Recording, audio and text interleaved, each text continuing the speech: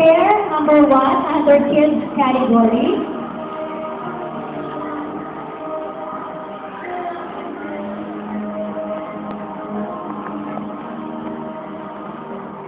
Okay, unahin po muna natin yung babae. Okay, our contestant number 1 is Miss Lina Lee Peralta. Lakad ka na, baby, lakad ka na, sige. Is Miss Lina Lee Peralta. Smile, kasi yung mga judge tinitingnan yan. Miss Lina Lee is 10 years old and is presently residing at Cagayan Valley Road, Santa Cruz, Quinto, Bulacan.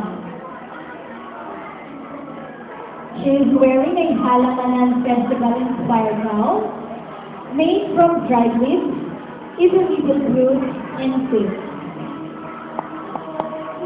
Her gown was designed by Miss Jocelyn Peralta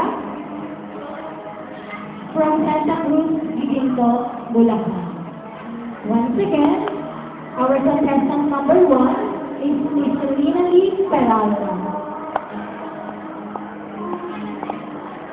Siyempre, her escort is Mr. Roel Errol Aros, 10 years of age, and is from Cagayan Valley Road, Santa Cruz, Quinto, Bulacan. Once again, her escort is Mr. Roel Errol Aros. Forward pa ulit kayo, dito baby sa harap. Once again, our pair number 1, lakad po tayo sa harap, is Miss Lina Lee Peralta and Mr. Roel Errol Aros. Palakpakan po natin sila.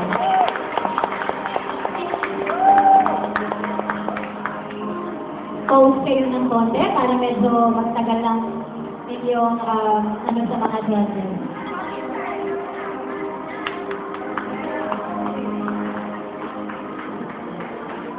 Tayo po, ulitin ko lamang, tayo po ay pipili ng King and Queen, Basic Gown and Basic Barong, under Driving Kids category at Teens category.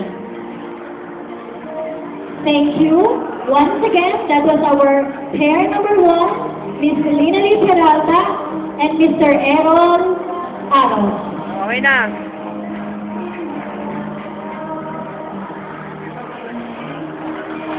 Ang daming pala.